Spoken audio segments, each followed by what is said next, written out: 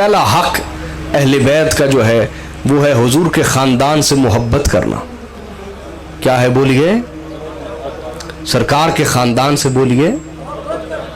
اچھا محبت کیا؟ یہ لفظ ہم نے سنا بھی ہے، اس کا ہم دعویٰ بھی کرتے ہیں. یہ ہے کیا؟ یہ ایک ایسی کیفیت ہے جو محبوب کی خاطر ہر چیز قربان کرنے کا جذبہ پیدا کر دیتی ہے. یہ ایک ایسی کیفیت ہے اندر کی کہ انسان محبوب پر سب کچھ لٹا دیتا ہے لیکن زندگی بھر حرف شکوہ اس کی زبان پہ نہیں آتا. محبت ایک کیفیت ایسی. تو آقا علیہ الصلوۃ والسلام نے اس کیفیت کو طلب کیا ہے. حدیث کے راوی ہیں حضرت امام حسن مجتبی. کون بولیے؟ امام حسن مجتبی علیہ السلام اس حدیث کے راوی ہیں.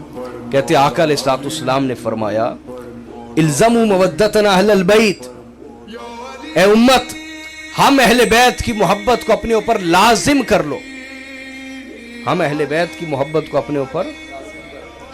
فَإِنَّهُ مَنْ لَقِيَ اللَّهَ عَزَّ وَجَلَّ وَهُوَ يَوَدُّنَا دَخَلَ الْجَنَّةَ بِشَفَاعَتِنَا.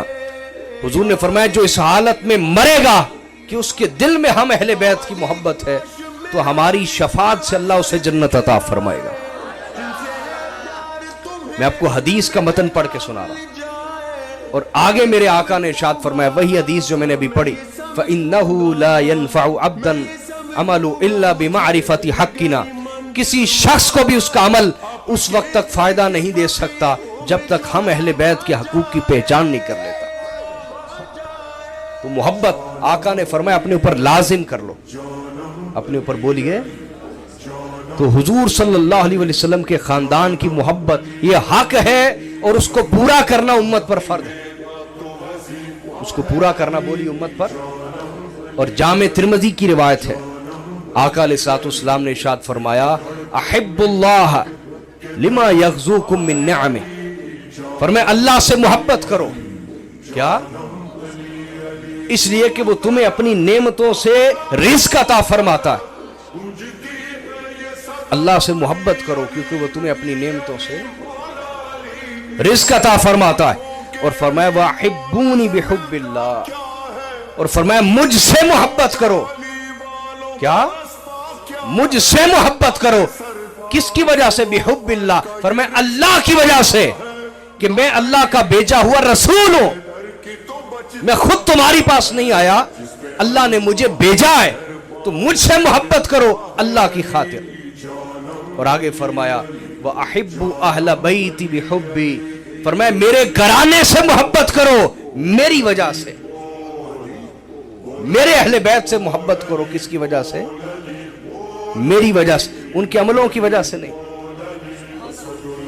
ان کے عملوں کی وجہ سے. آج مولوی طبقہ آپ کو یہ کہتا ہے کہ آسی نہیں ہے نا سیدہ نو مان دے، اسی تو انہوں ماننے جڑا کام کرے. اس کا مطلب یہ آپ کام کو مانتے، نبی کی نسبت کو نہیں مانتے. آپ کام کو مانتے ہیں. دوسری بات یاد رکھیں، اللہ نے اس امت کو سب سے بہتر امت بنایا اور اس امت کو باقی امتوں پر فضیلت دی ہے. دی ہے کہ نہیں بولے؟ اس امت کو جو دوسری امتوں پر فضیلت دی گئی ہے اس کے عملوں کی وجہ سے یا حضور کی نسبت کی وجہ سے؟ بولے نا.